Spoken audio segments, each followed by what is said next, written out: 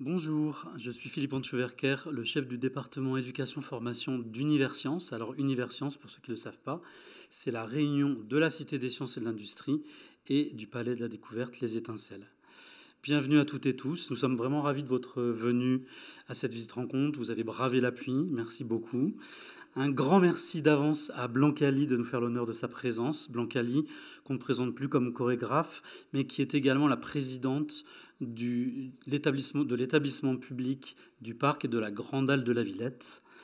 Elle sera d'abord interviewée dans un premier temps par notre journaliste Marie-Catherine Mérat. Et ensuite, nous aurons une table ronde avec nos autres intervenants que je remercie, Sophie Manoff, Mélanie Perrier, Mélanie Horvitz et Léo Walk. Donc, une table ronde autour de la thématique de l'enfant danseur. C'est une table ronde qui s'inscrit dans une série de rencontres qui s'appelle les TEDUC, qu'on organise depuis un certain temps avec nos amis des cahiers pédagogiques.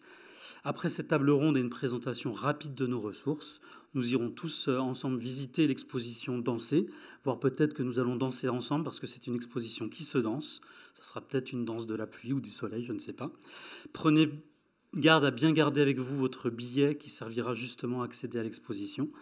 Je vous souhaite une très bonne rencontre. Je cède tout de suite la parole à Madame Delphine Samswin, notre directrice générale déléguée d'Universcience. Bonne rencontre. Bonjour à tous, merci beaucoup d'avoir bravé les éléments pour venir jusqu'à nous aujourd'hui parce que c'était vraiment pas le jour où inviter autant de personnes. Moi, je voulais juste vous dire quelques mots pour vous dire ou redire, parce que probablement vous le savez, l'attachement d'Universcience et de ces deux maisons, la Cité des sciences et de l'industrie et le Palais de la Découverte, à l'ensemble du monde enseignant et des élèves, et vous dire à quel point on est heureux de vous voir aussi nombreux ici aujourd'hui et aussi régulièrement nombreux dans notre site, puisque le Palais de la Découverte est aujourd'hui, comme vous le savez, en travaux. Donc c'est à la fois un grand honneur et à la fois quelque chose qui nous engage et qui nous engage à être toujours aussi innovants et aussi bons dans les propositions qu'on peut vous faire pour qu'elles puissent aussi accompagner vos programmes, vos propositions. Et donc on y est extrêmement attentif et on est extrêmement intéressé et attentif, évidemment, tout ce que vous pourrez nous dire sur ces propositions et vos retours. J'en veux juste pour preuve de cet attachement, justement, la très grande, la magnifique, je dois dire, fréquentation que nous avons eue pour la fête de la science. Vous avez peut-être vu que c'était le week-end dernier.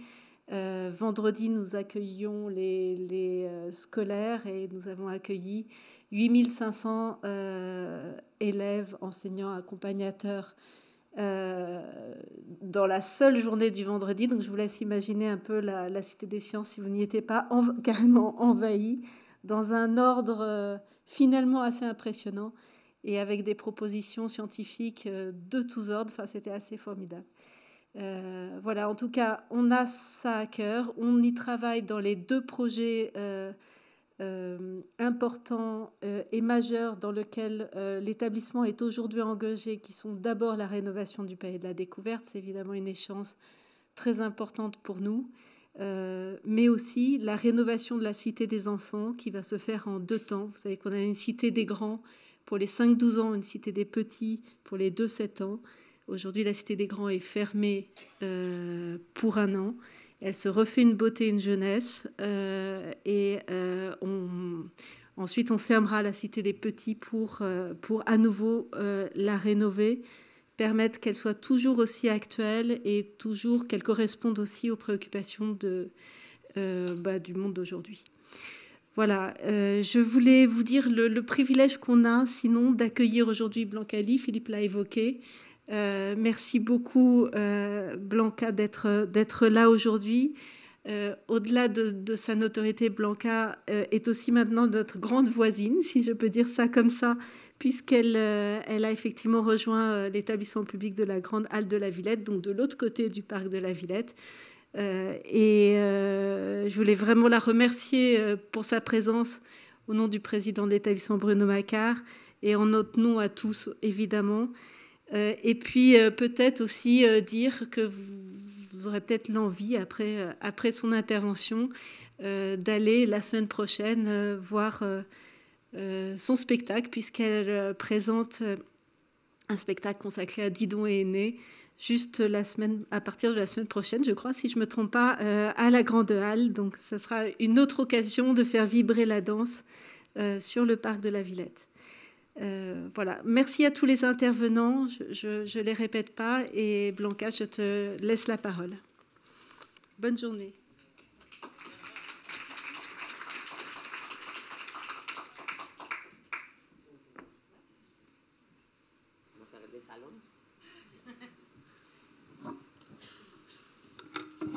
Bonjour. Bonjour Blancali, bienvenue à vous tous. Alors, je vais quand même répéter un petit peu détaillé. Vous êtes chorégraphe, danseuse, comédienne, réalisatrice de films, membre de l'Académie des Beaux-Arts. Et donc, vous êtes, on l'a dit et redit maintenant, la nouvelle présidente du parc et de la Grande Halle de la Villette. Alors, j'ai envie de débuter, en fait, ce petit entretien avec l'exposition Danser, dont on voit l'affiche juste là. J'ai envie de commencer par ça parce que elle propose quelque chose quand même qui est très intéressant et assez nouveau ici, qui est l'idée d'inviter le public à sortir de son rôle de spectateur pour mettre son corps en mouvement, pour danser, pour bouger. En fait, il s'agit tout simplement de découvrir l'exposition en dansant. Alors ça, c'est quelque chose qui doit beaucoup vous parler, faire en sorte que le spectateur devienne acteur. Au vu de votre parcours artistique, j'imagine que c'est quelque chose qui vous parle. Bien sûr, c'est quelque chose de très important pour moi. Et d'ailleurs, je fais beaucoup de mes projets avec cette finalité de dire aux gens, venez danser avec moi, en fait. Et j'avais fait une grande expo immersive il y a quelques années, qui était justement avec beaucoup d'expérience, où le public pouvait interactuer avec les œuvres. Après, j'avais fait un grand événement au Grand Palais, qui s'appelait la fête de la danse, où c'était aussi beaucoup de cours d'initiation. Il y avait des cours qui étaient interactifs, des vrais cours de représentation. Et pendant un week-end, on a fait danser 20 000 personnes, enfants, des gens de tous les âges. Et après, j'ai aussi créé mon spectacle Les Balles de Paris, qui est un spectacle aussi immersif. On invite le public à être dans le même espace virtuel avec les danseurs pour partager la scène, et où le public devient aussi acteur. Et voilà, c'est quelque chose qui, en dehors de mon travail de chorégraphe et de spectacle, disons, traditionnel. Et j'aime beaucoup créer des événements où le public il peut venir comprendre notre métier, aimer la danse, parce que je pense des fois, les gens nous regardent, les danseurs et les milieux de la danse, comme quelque chose d'inatteignable ou impossible pour eux. Et moi, je dis toujours, tout le monde peut danser. Et danser, finalement, c'est juste une manière de prendre plaisir. C'est aussi très thérapeutique, parce que la danse te fait sentir bien. Et moi, j'invite toujours les gens à danser, même chez eux, mettre la musique ou aller prendre des cours de danse juste pour le plaisir. Et concrètement, parce que là, il y a beaucoup d'enseignants, j'ai eu des expériences très intéressantes en faisant beaucoup d'activités avec ma compagnie, justement, dans les écoles, et avec des enfants de tous les âges. Et on a découvert vraiment que la danse, c'est une manière aussi de faire que l'enfant se transforme. Parce que j'ai vu, par exemple, des enfants qui avaient des vrais problèmes d'intégration, même à l'école, dans les études, et qu'en faisant un travail à long terme sur la danse, il a trouvé que finalement, il était bon danseur, et le regard des autres enfants par rapport à lui a changé. Donc, sa manière d'exister dans le groupe a changé, et d'un coup, voir des enfants se transformer à travers les mois et s'enrichir et devenir vraiment plus intéressés aussi pour les études, pour leur travail, et parce que ça remonte, la danse remonte l'auto-estime, oui, l'estime de soi. L'estime de soi. Et ça, je pense, c'est quelque chose de très important, surtout quand on est adolescent ou jeune. Non? Et c'est un travail, je pense, la danse devrait être beaucoup plus présente dans les écoles. Oui, ça change le rapport à soi et aux autres aussi. Et le numérique, peut-être aussi, permet en fait cette nouvelle approche de la danse. Là, dans l'exposition Danser, on le voit, il y a des dispositifs numériques, il y a aussi la place de la la vidéo, etc. Et vous-même, en fait, vous avez très tôt utilisé des technologies numériques, notamment, dans vos créations. Donc, est-ce que le numérique, justement, ouvre de nouvelles possibilités artistiques, clairement, d'interaction, notamment avec le public? Oui, les numériques ouvrent pour nous, mais aussi pour les publics, beaucoup de nouvelles portes qui peuvent nous amener aussi vers le mouvement et vers la danse. Moi, j'ai remarqué, par exemple, en regardant l'expo l'autre jour, qu'il y avait beaucoup des expériences interactives où on était appelé à toucher, à faire un exercice, à sauter. Et d'un coup, on se sent moins regardé que si on nous dit « mets-toi à danser ». Et c'est dans cet échange qu'on oublie en fait qu'on est en réalité en train de danser, parce qu'on est pris par les jeux, par le fait que c'est drôle, que c'est quelque chose de facile, accessible. Et je pense que c'est surtout les chorégraphes, et il y avait beaucoup qui ont fait des œuvres dans cette expo, et qui ont cette capacité d'amener la danse aussi à travers la technologie pour que ça soit plus accessible, plus participatif, pour qu'on ait moins peur de danser, parce que des fois on est comme ça et on se dit ah non, je ne vais pas bouger parce que tout le monde va me regarder. Mais avec des expériences un peu interactives, on oublie cette chose de dire on me regarde, non? Et on se laisse plus facilement au jeu et à la participation. Moi, je pense que c'est très intéressant. Et après, on peut faire aussi des choses magnifiques avec les nouvelles technologies. Hein. Il y a une différence entre bouger et danser. Là, il faut effectivement s'appuyer aussi sur un corpus d'œuvres et toute l'histoire, finalement, de la danse. C'est important. Bien sûr. Et je pense que c'est pour ça que c'est surtout les chorégraphes qui connaissent bien la danse qui peuvent utiliser ces nouveaux outils pour créer des œuvres, des nouvelles œuvres qui sont basées justement sur la création, avec les côtés artistiques. Ce n'est pas juste des choses qu'on utilise pour faire réagir les gens, mais il y a derrière aussi un artiste, un créateur, et qui donne forme à quelque chose à travers un outil technologique.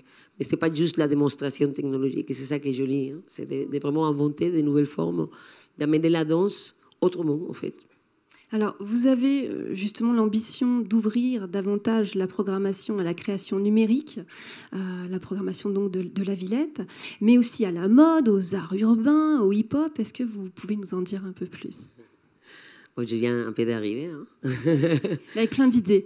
Avec toujours plein d'idées. Moi, je suis quelqu'un qui a beaucoup d'idées de toute façon, tout le temps. Donc, si vous avez besoin, je peux vous donner plein d'idées. Hein.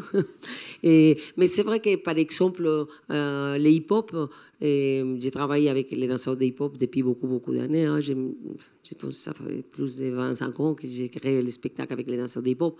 Mais j'ai travaillé aussi beaucoup avec la danse contemporaine et beaucoup avec la technologie. Donc, c'est tout ça qui m'intéresse parce que le hip-hop et tous les arts urbains, hein, c'est des arts qui parlent de notre monde d'aujourd'hui et comment ils se transforment parce que ça vient tout le temps de la jeunesse et de l'écriture de la rue et ça se réinvente tous les jours.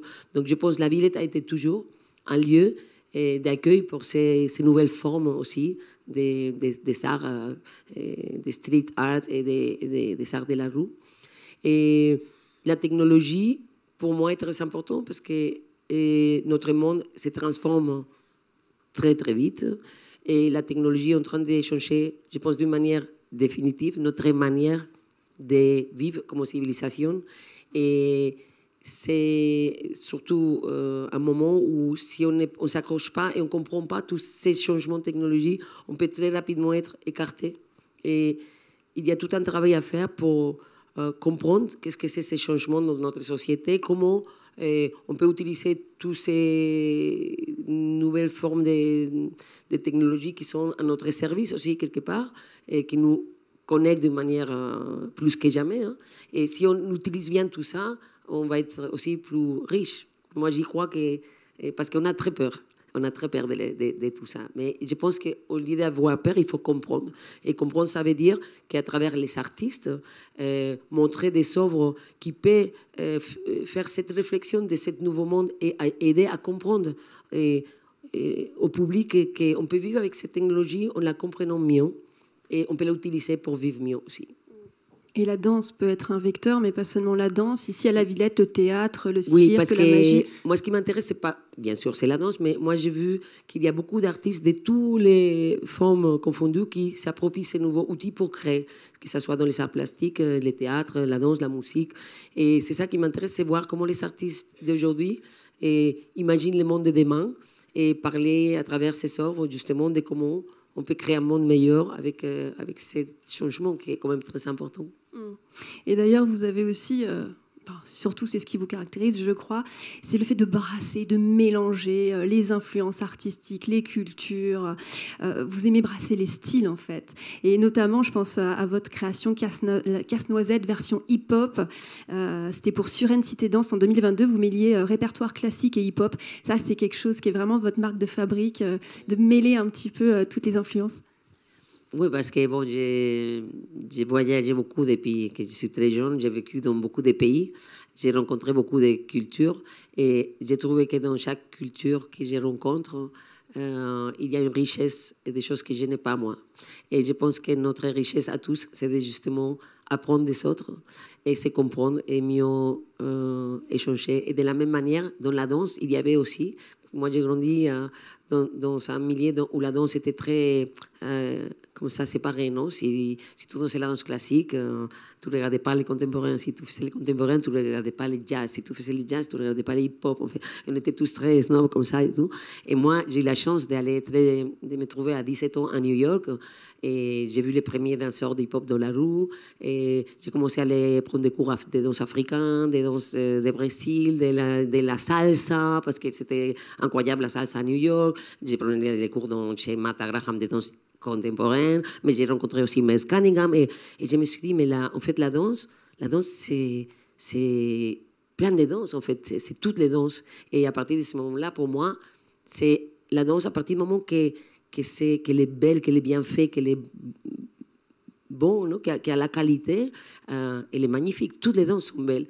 Et ça veut dire que aussi chaque culture a ses danses. Et j'adore toutes les danses traditionnelles aussi, et qui nous parlent aussi des cultures très différentes. Et à travers la danse, on peut voyager. Et c'est ça que j'aime, en fait, mélanger tout. Oui. Et même pas que la danse. Il y a une phrase que j'aime bien, que j'ai lue dans une interview de vous, c'était dans Le Monde en 2021. Vous disiez « La danse est un village trop petit pour moi, je n'ai jamais pu m'en contenter. » Donc l'envie finalement d'aller voir d'autres influences. Et puis, il y a autre chose, moi je trouve, qui caractérise vos créations et tout ce que vous faites. On a le sentiment que la danse est une fête. C'est toujours joyeux. Et c'est toujours un émerveillement, quoi. C'est aussi ça, l'intention. C'est surtout une fête, la danse. Parce que je demande à tout le monde que là, quand on a été dans une vraie fête et que les jours d'après, on dit oh, « C'était génial, la fête !» Qu'est-ce qui s'est passé dans la fête? On a dansé en général. Et quand on danse dans une fête, les jours d'après, on dit « Waouh, je me suis éclatée !» Mais une danse où tout le monde parle et on a moins de souvenirs de que c'était la super fête. Les plus qu'on danse, les plus que la fête est bien, non? Voilà, donc... et ça, c'est quelque chose qui vient de toutes les cultures, de toutes les civilisations. En fait, on a toujours tout fêté par la danse. Et dans toutes les histoires, quoi, en fait. Là, on célébrait le printemps, l'été, l'hiver, de l'eau, le feu, voilà, tout. Tout est une excuse pour danser et pour être ensemble, surtout. La danse est aussi quelque chose qui nous réunit. Et c'est pour ça que j'aime beaucoup aussi les événements comme ça, très festifs, populaires, à travers la danse, parce que quand on est ensemble et qu'on danse ensemble, on vit des moments inoubliables. Et ça, c'est pour moi très important. Et c'est ce que vous aviez fait au Grand Palais.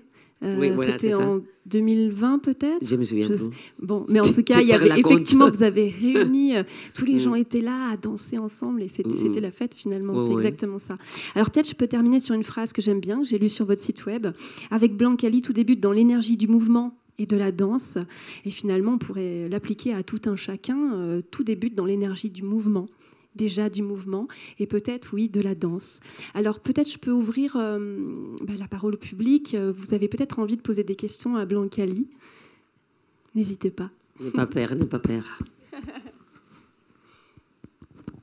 Peut-être des conseils pour savoir comment aborder la danse avec ses élèves, hein, quand on n'est peut-être pas danseur soi-même. Voilà, il y a une question.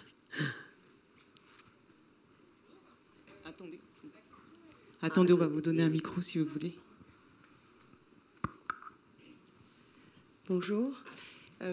Ma question, elle est elle poursuit ce que vous disiez en introduction, à savoir définir comment on fait pour passer de bouger à danser, tout simplement, sachant que bouger, c'est quelque chose qui est complètement instinctif et même un besoin pour l'enfant. Et après, comment l'amener à danser? Mais déjà, il faut commencer par bouger, c'est important. Et je pense que le plus qu'on bouge, le plus qu'on danse finalement, parce que la danse en réalité, c'est les mouvements. Et on peut faire il y a beaucoup de manières d'introduire la danse avec les enfants. Mais par exemple, tout simplement de mettre une musique. S'ils sont tout petits, moi j'ai fait ça souvent, on met juste une musique et on bouge avec eux, on commence à danser. Et l'enfant, il est immédiatement pris par les mouvements, il est très, très investi. Et petit à petit, si on a quelqu'un qui montre des mouvements, l'enfant il va commencer à essayer de reproduire ces mouvements. Et ça, c'est la même chose à tous les âges. Ça veut dire que si on met quelqu'un devant qui vous montre des mouvements très simples avec une musique, une petite chorégraphie qui peut être assez simple, et on essaye de répéter les mouvements derrière, c'est ce qu'on appelle un cours de danse, mais qui peut être très très simple, très ludique, et sans l'exigence, disons, d'un cours de danse où on doit être. Mais juste des chorégraphies très basiques, et ça va très vite. En fait, vraiment, les gens de tous les âges vont très rapidement comprendre c'est où la droite, c'est où la gauche, et à commencer à faire des choses qu'ils n'ont jamais fait. Et parce que ça arrive qu'il y a des gens qui ne savent même pas où sont, quel côté, en fait, si tu essayes de les montrer, de tourner, ils ne vont même pas pouvoir tourner. Donc, on commence par des choses très simples, des exercices, mais de manière drôle, avec la musique, avec quelqu'un qui se met devant, qui danse. C'est cette reproduction de regarder et l'autre, de commencer à essayer, qui va faire qu'on commence à avoir la connexion entre le corps et le cerveau, qui va commencer à te rassurer aussi. Et une fois qu'on commence à avoir cette assurance de que, OK, je comprends maintenant, je peux dire à mon corps ce qu'il faut faire, parce qu'au début, on a la sensation qu'on est nul, en fait. Si on n'a jamais fait, les premières choses, c'est de dire « je ne peux pas ». Mais il faut juste insister un petit peu debout, parce que quand on commence à voir les premiers résultats, c'est tellement encourageant qu'après, on a envie de plus. Et c'est ça le moment où il y a comme un déclic et qu'on a envie, je ne sais pas si vous avez expérimenté d'aller en cours de danse et de vraiment te sentir très mal les premiers jours, mais que si tu vas pendant quelques mois, tu commences à te regarder dans le miroir et tu te dis « ah, mais finalement, hein, je ne suis pas si mal et je peux faire ». Et on commence, et ça va grandir et s'améliorer. En fait, c'est un processus qui dans les enfants est très rapide quand ils sont petits parce qu'ils n'ont pas cette réflexion sur « oh, je ne suis pas bien, je ne suis pas fait pour ça ». Que les ados ont déjà un peu plus de mal à faire parce qu'ils sont aussi peurs dès qu'on les voit. Donc, pour les ados, il faut que ça soit assez drôle, dynamique et détendu pour qu'ils se lancent. Et les adultes, il faut vraiment que tu te dises « je peux le faire, même si je reviens tous les jours ». Mais c'est vraiment ce moment de dire « ah, j'ai commencé à faire des progrès qui changent tout, en fait ». Peut-être une il y a d'autres chorégraphes qui sont là, non? Les danseurs aussi. Vous avez d'autres questions? Non? Bon, mais on ne prendra pas de retard dans ce cas. Merci beaucoup, Blancali. Merci à vous.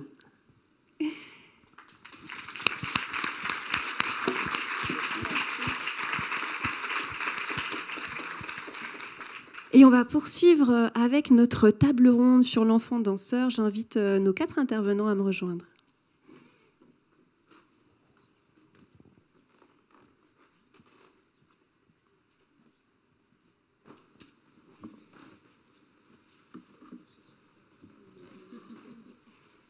Alors merci encore à Blancali parce que c'était une super introduction en fait à cette table ronde et le fait de terminer sur déjà c'est quoi danser, bouger, comment on peut faire, etc. C'est des questions qu'on va poursuivre et qu'on va discuter là tout de suite. Alors pourquoi la danse est aussi importante que les maths à l'école ? Alors ça, c'est le titre d'un article publié en 2018 sur le site TED Ideas que m'a partagé la chorégraphe Mélanie Perrier. Je l'en remercie parce que je l'ai trouvé fort intéressant. L'article date déjà, certes, mais les questions qu'il suscite sont loin d'être dépassées.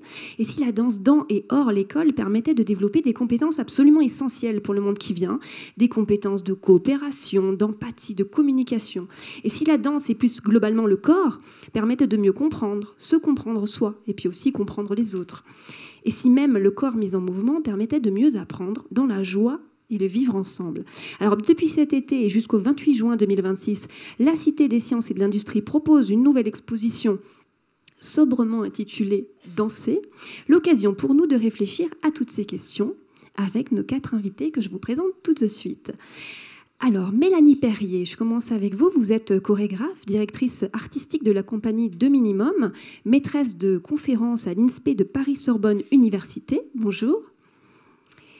Mélanie Horvitz, vous êtes formatrice à l'INSPE de Créteil et co-coordinatrice avec Evelyne Clavier d'un dossier des cahiers pédagogiques à paraître en décembre 2024, c'est bien cela, sur la place du corps dans les apprentissages.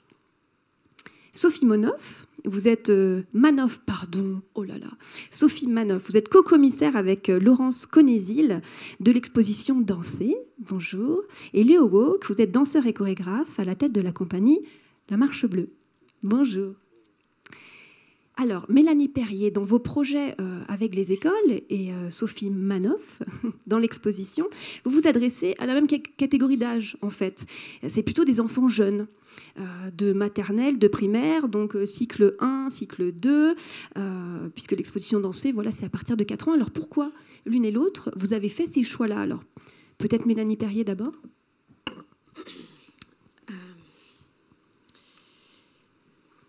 Bonjour d'abord. Parce que ça rebondit un peu à ce qui a été dit tout à l'heure. Les choses ne sont pas inscrites d'emblée et que tout reste à construire. Il y a effectivement beaucoup moins d'inhibition que chez les plus grands. Donc c'est pas tout à fait les mêmes choses à construire, voire à déconstruire.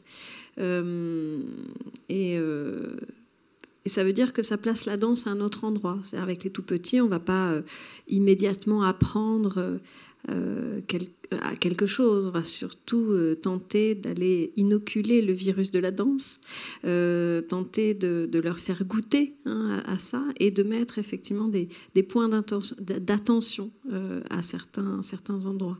Il y a la question de la relation aussi qui m'importe beaucoup et comment on noue une relation de confiance à travers le mouvement. Voilà, pour commencer.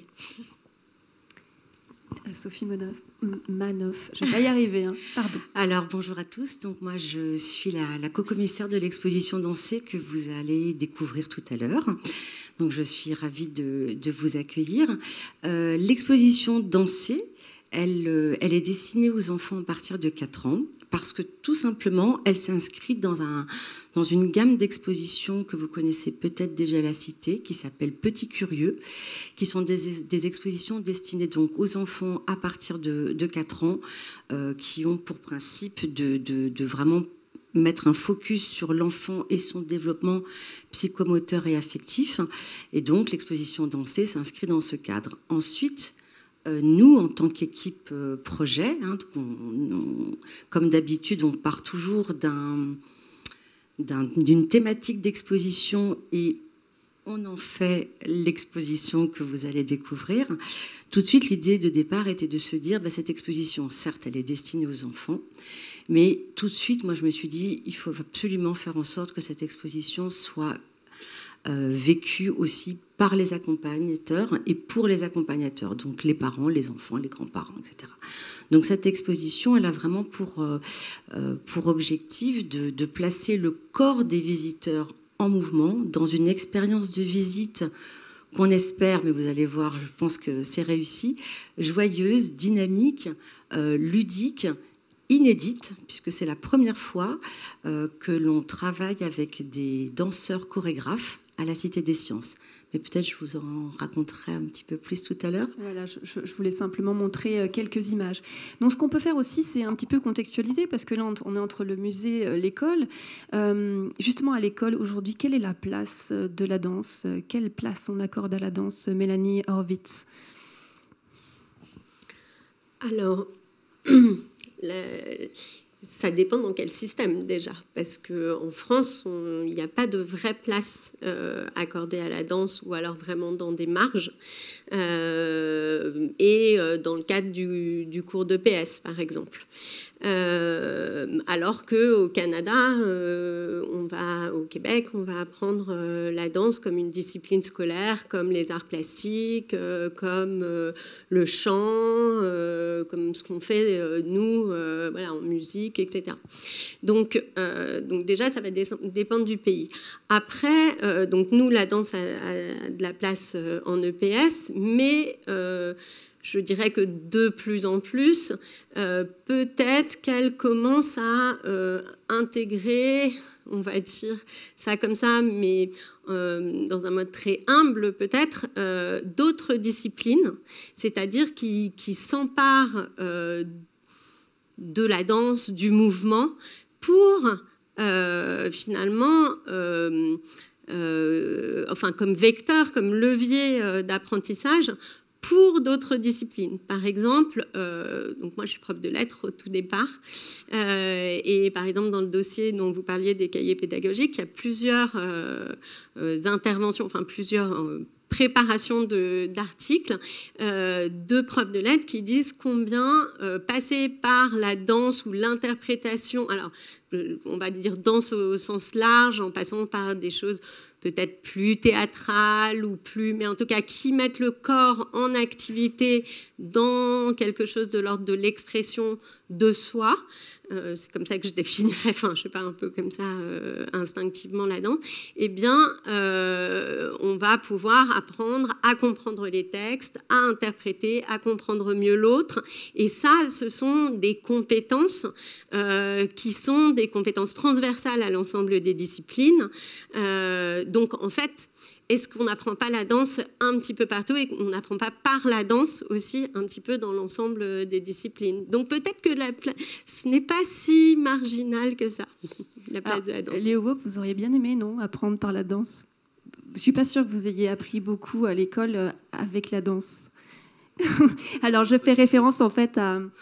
Alors, je ne peux pas résister à l'envie de citer en fait une phrase qui est issue de votre livre Itinéraire dansé à l'écoute du bleu. Ouais. Voilà. Alors, c'était au retour du CP et vous avez dit une phrase assez dure: si c'est ça la vie, rester assis sur une chaise toute la journée, je veux mourir. Oui, j'ai vraiment dit ça. Mes parents sont témoins.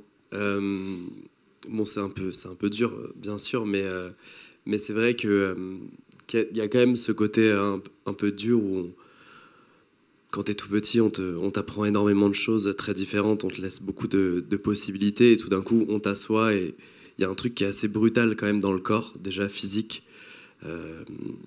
qui est assez instantané à ce moment-là. Après, je pense peut-être que pour certains types de personnes comme moi, on devrait commencer notre scolarité, mais bien plus tard.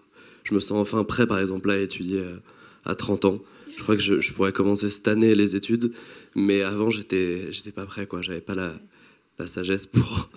Mais du coup, sans le corps, en fait, vous êtes éteint à l'école.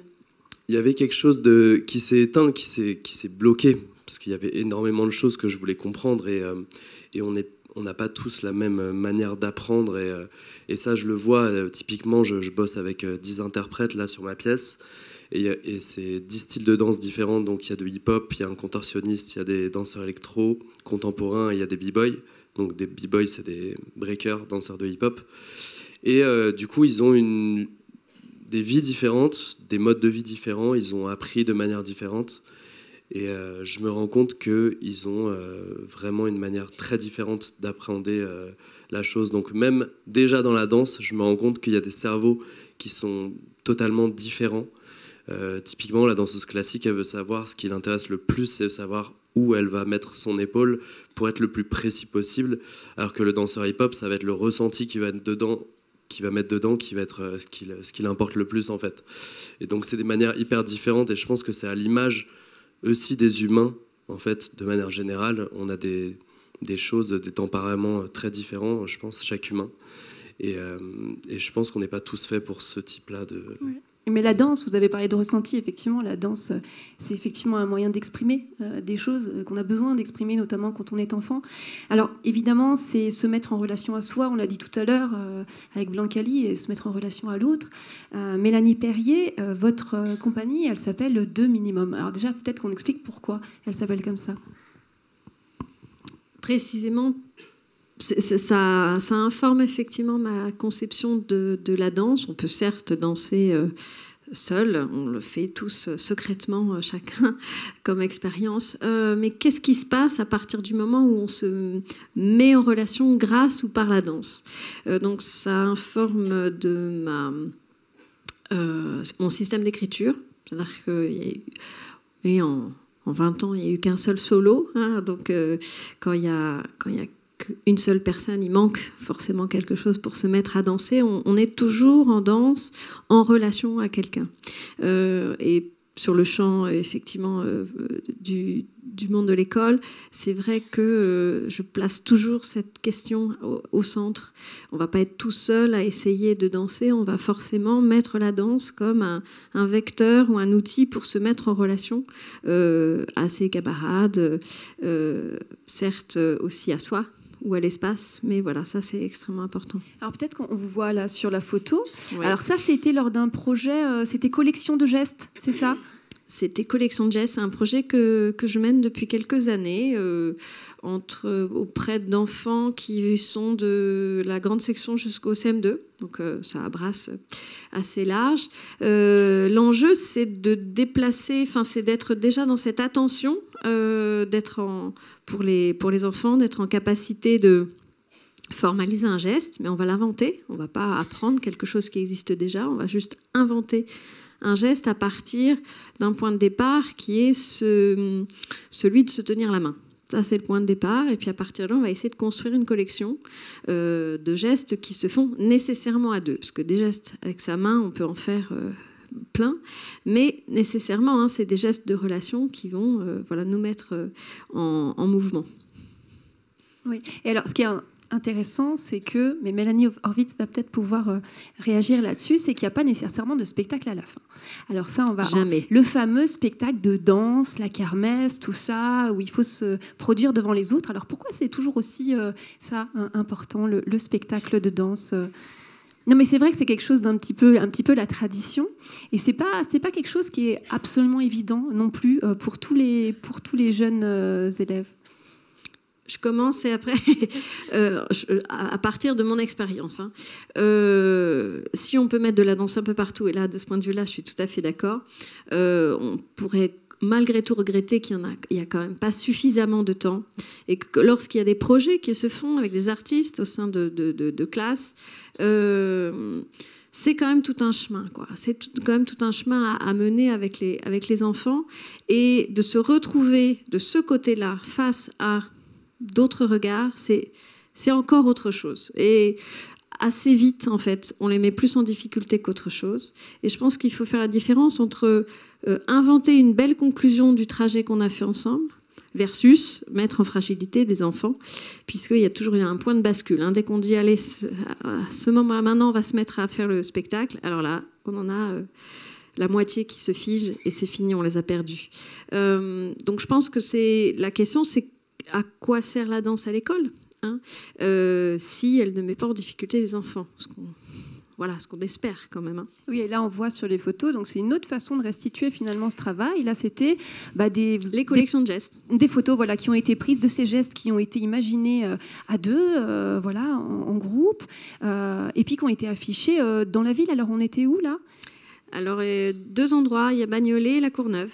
Après, c'est parti à Reims, après, c'est parti à plein d'endroits. Ouais. Mais là, ils sont autrement plus fiers parce que ça reste 2 mois dans la ville, et puis on fait effectivement une sorte de promenade autour de cette exposition dans la ville, et on refait les danses, ils expliquent, et ils sont eux-mêmes médiateurs de leurs propres gestes. Et alors tout à l'heure on parlait bouger, à partir de quand bouger, danser, etc. Là on voit que finalement on est dans le geste. Alors Sophie Manoff, justement le geste c'est le point de départ aussi dans l'exposition. Il y a 4 gestes, c'est marcher, tourner, sauter et se rencontrer, c'est ça.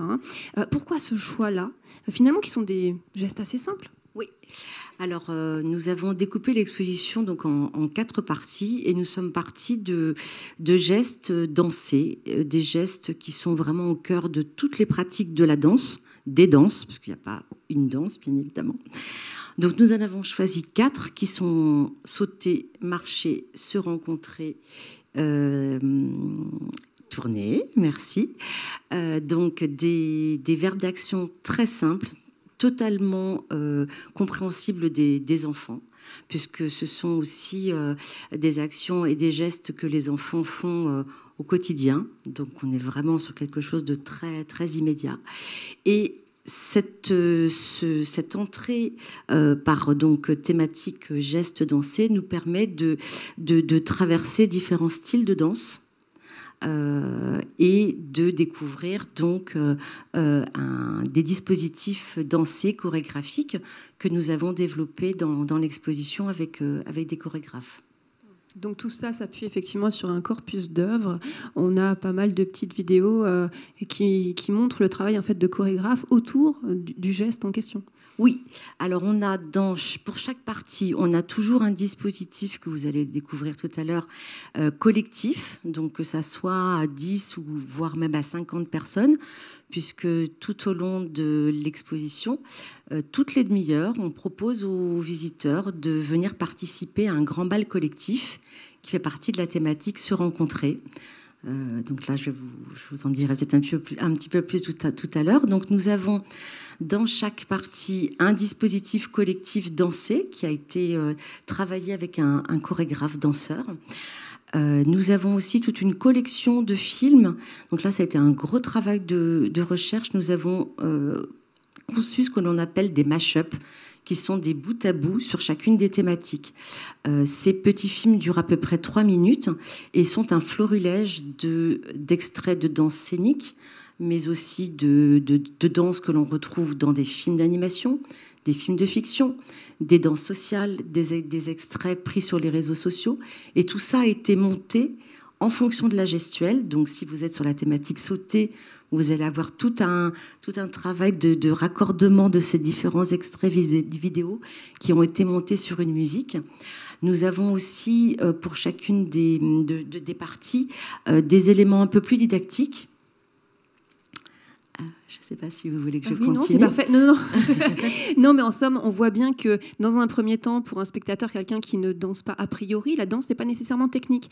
Et ça aussi, Léo Wauque, c'est quelque chose sur lequel, en tout cas pour avoir lu votre livre, il y avait vraiment ça plus jeune.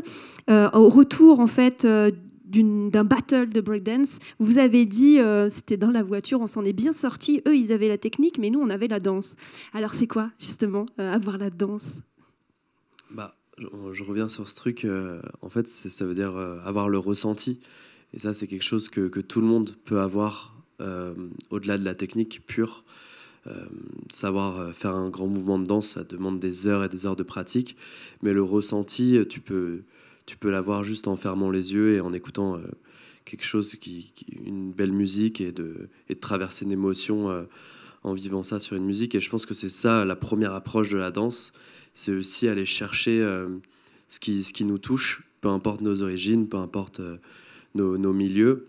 Et je pense que c'est le premier truc à vivre. Et moi, je sais que j'ai toujours, même quand j'étais justement à l'époque des battles dans une culture très underground, je cherchais quand même à ressentir. Et ça, c'était quelque chose d'hyper important, je pense. Vous vous souvenez des premiers moments de danse enfant ? Ça, ouais, j'ai des cassettes assez folles. Je suis retombé sur des cassettes de mes parents. C'est assez fou parce que j'ai les yeux fermés et je plane comme ça et on voit que je suis en mode, mais là, qu'est-ce que je ressens ? C'est super fort, genre, comme émotion. Et j'ai vraiment genre 2-3 ans. Et je me dis, c'est fou, on a un truc assez naturel avec ça. Et d'ailleurs, je bosse dans une asso qui s'appelle Fondamental en Afrique, au Bénin. Et je sais que quand j'étais allé la première fois, ça m'a choqué de voir à quel point la danse était innée genre pour eux et que c'était genre le premier moyen. Il leur manque énormément de choses, mais on sent que c'est un des premiers instincts qu'on a, c'est la danse. Et c'était beau de voir ça là-bas. Et alors bouger, on le fait à l'école. parce qu'on a bien sûr les injonctions un petit peu, recommandations en tout cas, c'est quoi? C'est 30 minutes d'activité physique par jour, etc. Donc on va consacrer des temps en fait d'activité physique, généralement sportive, en partant du présupposé finalement que une fois que voilà, on s'est bien défoulé, on va pouvoir retourner en classe et être concentré. Donc le présupposé que finalement pour apprendre, il faut être assis et calme. Alors là-dessus, Mélanie Horvitz, vous avez peut-être des choses à nous raconter parce qu'il y a pas mal de projets d'expérience où non, on ne va pas juste apprendre avec sa tête, mais aussi avec son corps finalement, et peut-être même avec la danse. Oui, je pense qu'en fait, cette histoire de rester assis, calme, concentré, ça vient d'une histoire de notre système scolaire qui est quand même très hérité de la culture médiévale, jésuitique, etc., qui n'a pas toujours été comme ça. Enfin, quand on regarde l'histoire, je sais pas, quand vous imaginez Socrate, Socrate, il marche dans les gymnases avec les personnes avec qui il parle et ça se fait pas assis. Il ne donne pas un cours devant ses élèves, mais il est en conversation et en promenade, on va dire ça comme ça. Quand on voit Rabelais, son abbaye de Thélème, ils sont tous à faire du sport, de l'arc, du tir à l'arc, des choses comme ça. Et finalement, cette dichotomie, d'un côté on bouge parce qu'il faut se dépenser et de l'autre côté on reste assis pour apprendre, c'est quelque chose qu'on a hérité comme ça de ce système médiéval, mais qui n'est pas du tout une évidence absolue déjà. Et donc, je pense que dans le système scolaire actuel, alors c'est pas encore du tout une majorité, peut-être malheureusement de pratique, mais on re-questionne quand même beaucoup ce rapport au corps. Vous le voyez dans des choses dont on entend pas mal parler quand même, avec les classes flexibles, les classes où on va construire des espaces, où on va construire un mouvement possible des élèves, où on va leur dire si tu as envie d'aller lire dans un coin où tu vas être plus en mouvement ou d'une autre manière, etc., tu peux y aller. On va faire des classes dehors. Alors là, on n'est pas sur la danse, voilà, mais on est quand même dans un rapport au corps qui... alors, je ne sais pas si c'est commence à changer, mais en tout cas, on considère qu'apprendre peut passer aussi par le corps. Et du coup...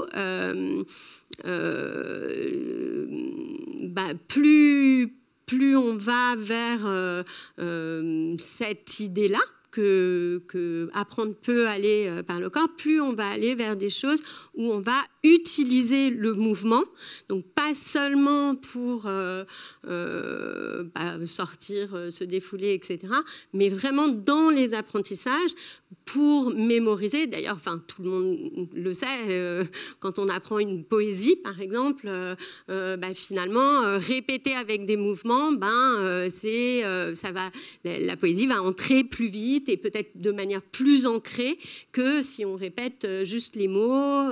Voilà. Donc, il y a des choses qu'on sait comme ça, qu'on fait tout petitement, et puis il y a des profs qui s'en emparent davantage et qui vont vraiment donner une ampleur à cette connaissance-là, en fait, qui est que maintenant la cognition, il est montré par les neuroscientifiques. Alors, c'est pas du tout mon domaine, donc vraiment, je ne fais que rapporter, je me fais médiatrice de cette connaissance-là, mais il est montré que, on apprend mieux en incarnant les connaissances, incarner dans son corps, ça veut dire incorporer la connaissance. Voilà. Oui.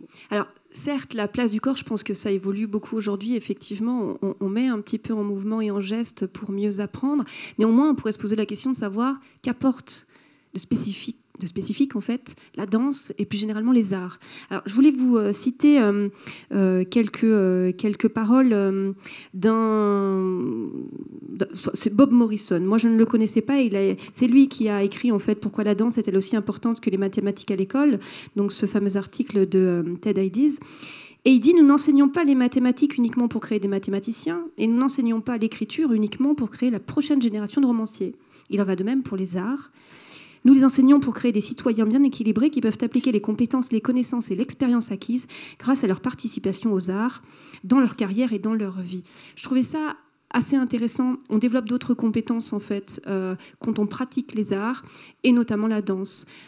Mélanie Perrier, peut-être sur cette question du développement des compétences finalement psychosociales, oui, c'est ça, qui vont être si importantes finalement dans les années qui viennent. Oui, et c'est même le FMI qui en parle, enfin, sur la question de comment on doit former les futurs citoyens de demain. C'est pas tant avec des compétences techniques, puisque les robots le font déjà depuis belle lurette, mais la grande spécificité et richesse effectivement de l'humain, c'est à cet endroit des compétences psychosociales.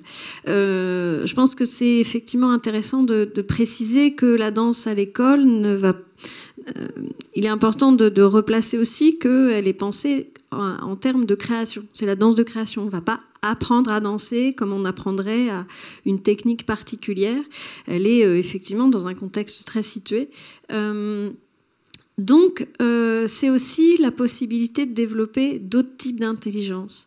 Et de fait, de dire le corps, les 30 minutes, bon, c'est toujours ça de gagner, mais c'est une conception extrêmement mécanique du corps et c'est une méconnaissance de cette puissance qu'est le corps et des intelligences qu'elle développe.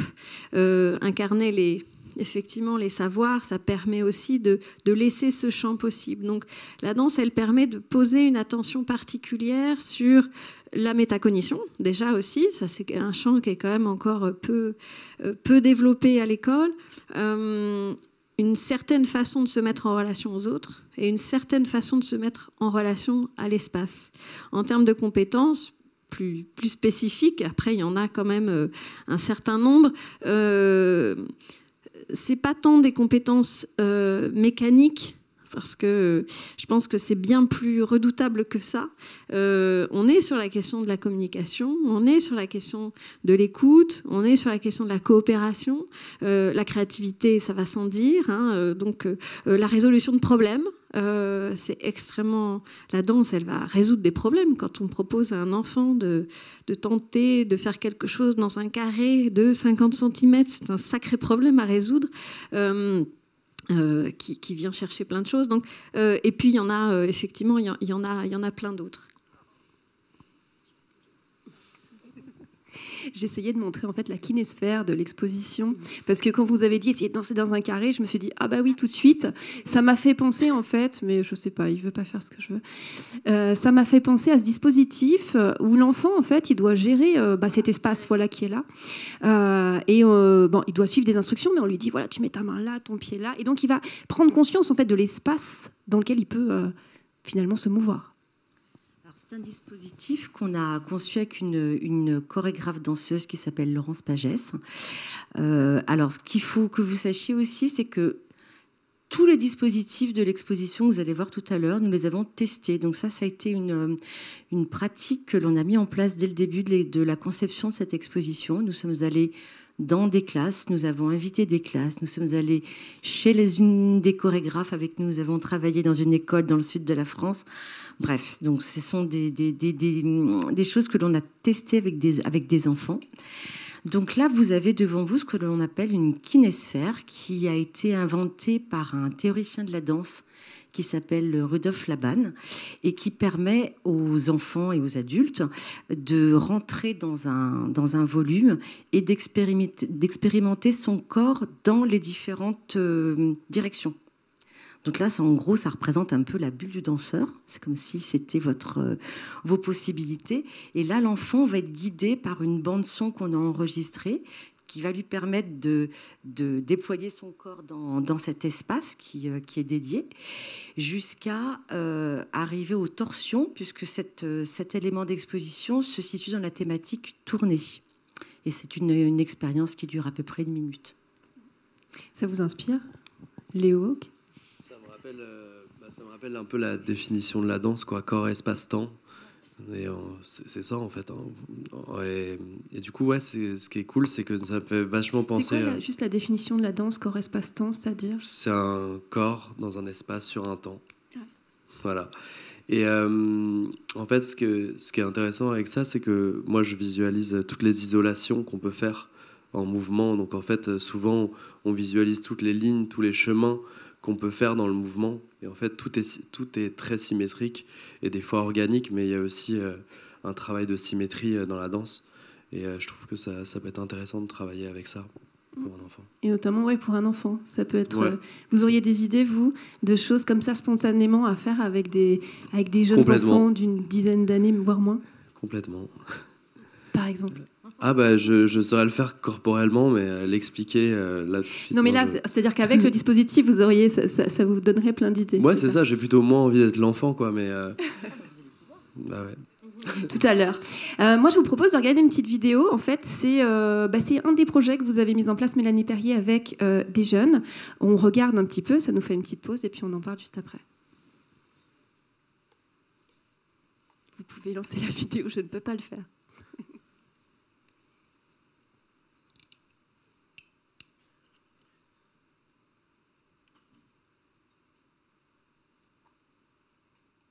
C'était bien les deux petites filles.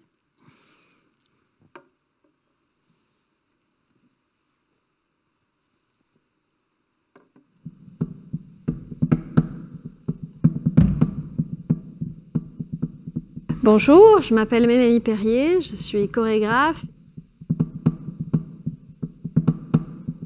L'enjeu dans toutes les classes avec lesquelles j'ai pu travailler était de revenir à ce geste central qui est celui de se tenir la main et de voir avec deux mains, c'est-à-dire deux personnes, quel geste avec nos mains nous pouvions élaborer ensemble. On dirait que c'est les mains qui les font danser.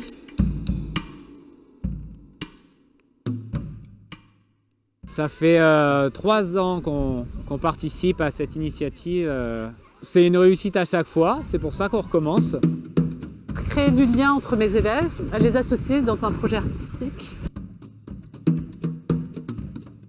On a créé une sorte de petite collection de gestes. On a réussi à travailler avec tous les élèves, et ceux de la grande section jusqu'au CM2. Et puis au fur et à mesure, on s'est intéressé à voir quels mots on pouvait poser sur ces gestes. C'est quoi les mots qu'on peut poser sur la danse? On dirait qu'ils veulent s'épouser. Les têtes, on dirait qu'ils étaient fatigués. Les enfants qui ne veulent pas pratiquer la danse, on en a chaque année, et en général, au bout d'une séance ou deux, les enfants ils rentrent dans l'activité.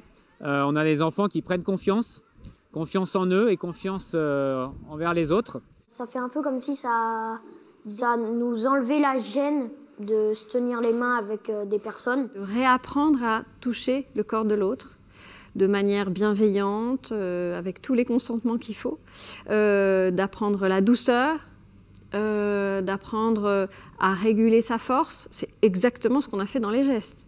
On entend beaucoup parler du harcèlement dans les écoles, on travaille beaucoup sur la sensibilisation au harcèlement et on parle de plus en plus de développer l'empathie. Et je pense vraiment que la danse, ça fait partie des activités comme le théâtre qui permettent de développer ces compétences-là chez les enfants. On a créé une danse qui n'existait pas jusqu'à présent. On ne va pas l'apprendre pour essayer de bien faire, on va juste essayer de l'éprouver ensemble, ce qui est pour moi totalement différent.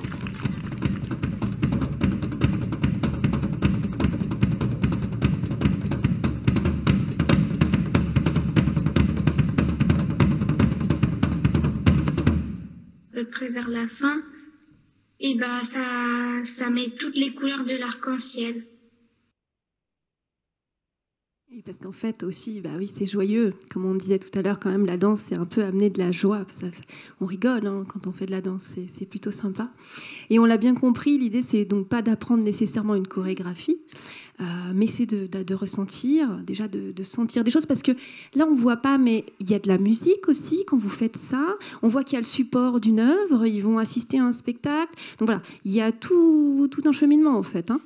Là, c'est un grand parcours qui dure plusieurs mois avec 6 classes ça peut être à géométrie variable, bien évidemment. Il y a toujours l'œuvre qui est un peu le point chaud, l'expérience de spectateur, parce que ça, on pourra aussi en reparler. La danse, c'est ce qu'on pratique, mais c'est aussi ce que l'on peut voir. Et il y a aussi beaucoup de compétences qui peuvent être acquises avec ces expériences de spectateur. Donc, non, on n'apprend pas une danse qui existe déjà, on va l'inventer. Et ensuite, puisqu'on parlait des mots, les élèves vont être amenés à développer un langage spécifique sur la danse telle qu'ils l'ont éprouvée, telle qu'ils l'ont vue, telle qu'ils l'ont fait. Qu'est-ce que c'est que tous ces mots-là? Donc, en termes de pratique de langage, c'est assez incroyable ce que ça provoque. Et puis, moi, j'enregistre les mots, je collecte ça, et j'en fais une partition sonore. Et donc, le jour de la restitution, on ne va pas prendre une danse qu'on aura répétée X fois. On découvre la partition qui, en définitive, constitue un certain nombre d'actions, de mots, avec la voix des élèves. Et ils se mettent à danser ça. Donc il y a quelque chose effectivement de joyeux. Ça ne les met pas en difficulté parce que c'est assez ludique, cette histoire.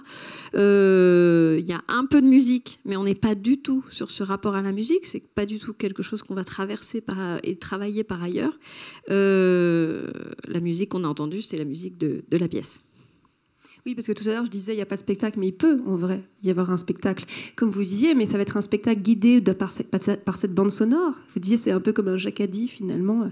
Donc les enfants ne sont pas mis en difficulté parce qu'ils suivent, en fait, cette partition de mots, et puis ils vont essayer d'aller en direct reproduire voilà, les gestes qui sont énoncés. Donc il n'y a pas de mise en difficulté parce qu'il n'y a pas de trou de mémoire, déjà. Et puis c'est ce qui est plus facile, finalement. Oui, Mélanie Horvitz.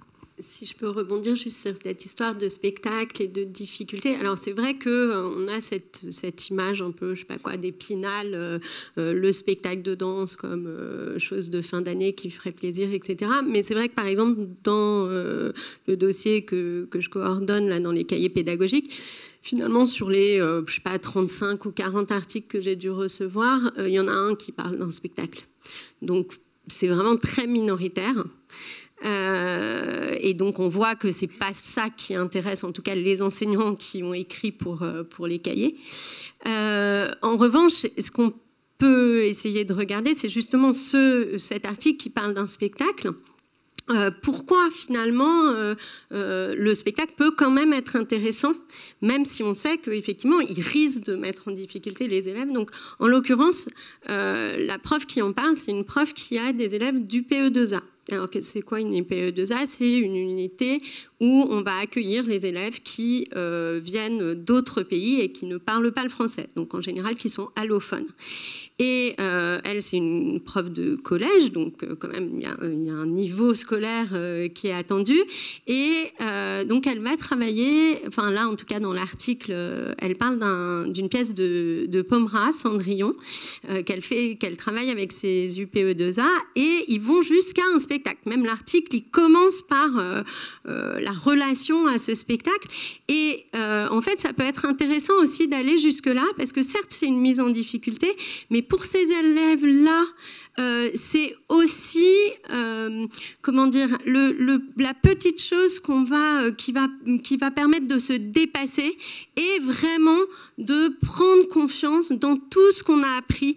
Et on n'est pas seulement dans l'espace confiné, enfin, de la classe, mais il y a un moment, va falloir montrer aux parents tout le chemin qu'on a fait, va falloir montrer comment on a interprété, voilà, ce deuil, puisqu'au départ, quand même, il y a une maman qui meurt dans Cendrillon, et donc il y a tout ça à interpréter, à jouer ensemble, à traverser et à travailler aussi, du coup, dans un rapport. On entendait beaucoup le mot confiance, je trouve, dans le film, et il y a quand même cette prise de confiance. Elle peut venir aussi par le dépassement de soi que va nécessiter ce spectacle, en quelque sorte. Alors, pas le spectacle, effectivement, tel qu'on l'imagine, où tout va être au cordeau, enfin voilà, on n'est pas à l'Opéra de Paris, mais, même si c'est une représentation très d'Épinal de l'Opéra de Paris que j'ai aussi, mais voilà, je pense que ça.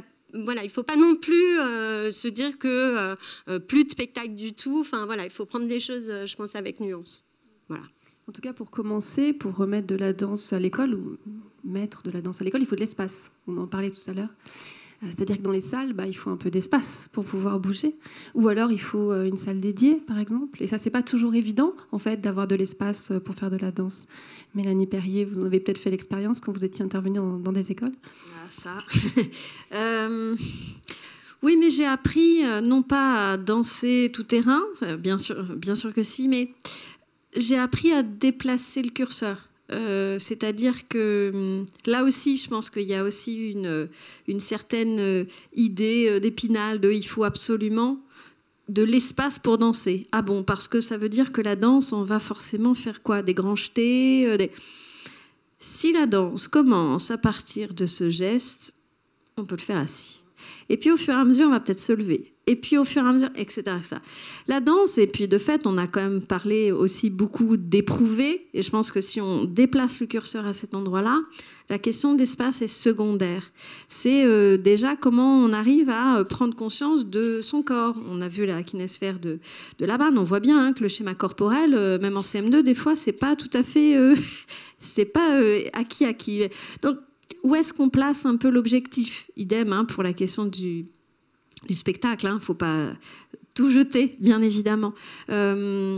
Et donc, certainement pas de miroir, parce que ça aussi, je me bats contre les miroirs. C'est une catastrophe, ces miroirs. Parce qu'il n'y a rien de plus impressionnant pour un enfant de se retrouver avec son image. Alors, si en plus, il faut mettre de l'intime par-dessus, autant dire qu'il n'y a plus personne. Donc, il faut trouver, il faut construire ces espaces. Et puis, peut-être que la danse, à l'intérieur de ces salles de classe qui sont effectivement très, très encombrées, la danse permet de considérer la classe comme un paysage. Alors, qu'est-ce que c'est d'aller en dessous de la chaise, au-dessus? Enfin, il y a plein de choses à inventer, en définitive. Donc, Et Léo, Wok, vous avez imaginé ça, aller sous la table, en imagination au moins. Quelle aurait été votre école idéale à l'époque? Mon école idéale, moi, les profs me l'ont clairement créé parce qu'ils me laissaient aller dans le couloir. Donc, je commençais dès la première minute, ils me mettaient dans le couloir et je pouvais m'entraîner. C'était pareil pour le solfège et tout ça, quoi. Et parce qu'en fait, vous étiez hyper actif, en fait, vous aviez besoin de bouger tout le temps. Qu'est-ce qui faisait que c'était si compliqué, en fait, J'avais besoin de danser, ouais, énormément. C'était ça mon truc. Une énergie, quoi. Ouais, comme il y en a qui lisaient beaucoup de livres et qui étaient très cérébrales, moi j'avais besoin de danser en continu. C'était assez viscéral, quoi. C'est arrivé très jeune, quoi. Ouais. Du coup, l'école, ça a toujours été compliqué parce que à l'époque, en tout cas, c'était pas vraiment adapté à vos besoins. Ouais, clairement. J'étais déscolarisé très très jeune parce que justement, je ne pouvais pas tenir dans une salle physiquement. Je ne pouvais pas. Je tenais pas assis aussi longtemps. C'était techniquement pas possible. Donc après, je vois qu'aujourd'hui, il y a différentes alternatives qui sont en train de se construire. Et d'ailleurs, je trouve que c'est hyper chouette ce qui est en train de se dire et de se développer. C'est hyper intéressant. Après, je pense que c'est aussi vraiment compliqué parce que c'est du cas par cas. Enfin, j'imagine, je ne me rends pas assez compte et je ne sais pas s'il y a des profs dans la salle, mais vraiment courage, force à vous, parce que je sais peut-être que des profs, force. Mais justement, je me dis, mais c'est super complexe parce qu'on est tellement tous différents. Il y en a qui sont très cérébrales, il y en a qui sont très physiques, mais qui justement ont besoin de faire quelque chose d'assez simple. Et il y en a qui sont aussi physiques et cérébrales en même temps. Comme je vous expliquais dans la danse, il y a des danseurs qui sont où tout se passe à l'intérieur, il y en a, c'est dans le corps, et c'est vraiment très différent. Donc j'imagine déjà, rien que mes danseurs à 10 assis dans une classe, ça doit être quelque chose. Alors 30 est-ce que vous pouvez nous raconter un peu votre parcours? Du coup, comment vous avez fait? Parce qu'aujourd'hui, voilà, vous avez une compagnie quand même, une belle réalisation. Vous avez déjà monté plusieurs créations. On va peut-être en montrer quelques images. Finalement, comment à quel moment la danse est arrivée dans votre vie? Comment vous avez fait votre parcours? Alors moi déjà je viens du break, je viens de l'underground, donc je viens du hip-hop tout simplement. Et j'ai eu la chance d'avoir un prof de danse hip-hop qui au moment où la culture était assez dure et fermée d'esprit, m'a laissé la possibilité de m'exprimer sur d'autres styles de danse d'autres musiques, pardon. Et en fait, le fait, juste rien que ça, de pouvoir adapter ma danse qui venait de la culture hip-hop sur, je vais dire n'importe quoi, mais les Beatles, Aznavour, plein de chanteurs différents, de me caler mon break sur ça, déjà, ça ouvrait plein de possibilités et d'ouverture en moi. Et en fait, c'est ce qui fait que, du coup, après, je me suis dit, mais en fait, il manque cette place-là. Et en fait, je voyais plein de danseurs autour de moi qui étaient dans les battles, qui ne s'y retrouvaient pas, qui étaient dans le milieu contemporain, qui ne s'y retrouvaient pas, qui étaient dans le classique, mais qui avaient quitté l'opéra parce qu'ils n'en pouvaient plus, et qui ne se retrouvaient pas dans ce prisme-là. Et du coup, j'avais envie de relier ça. Et c'est pour ça que j'avais créé la marche bleue, donc la marche un peu des enfants qui étaient un peu tête en l'air, et dans leurs rêves. Et du coup, j'ai voulu rassembler un peu ça. Donc c'est l'initiative de ce projet, c'est de réunir ces gens-là. Ouais, c'est de s'autoriser finalement à toutes les influences, tous les mélanges. C'est un peu ce que disait Blancali tout à l'heure. On peut tout s'autoriser en fait avec la danse finalement. Exactement. Et en fait, je remercie encore Didier Bocco qui m'a appris la danse pour justement m'avoir donné cette ouverture d'esprit-là, là où je naviguais que dans des milieux qui étaient assez fermés d'esprit. Et en fait, à partir du moment où j'ai réalisé ça, il y a 10 000 choses qui se passent derrière. Et je pense que Blancali, elle a compris ça très tôt, grâce au voyage aussi, j'imagine. Ça, oui, Mélanie Horvitz. Je fais une petite parenthèse. Dans ce que j'entends, dans ce que Léo dit, il n'était pas très scolaire. Et c'est vrai que nous, l'école, elle met des cadres, parfois elle met des cases et tout ça. Et tout à l'heure, votre question, c'était finalement que permet la danse à l'école et tout ça.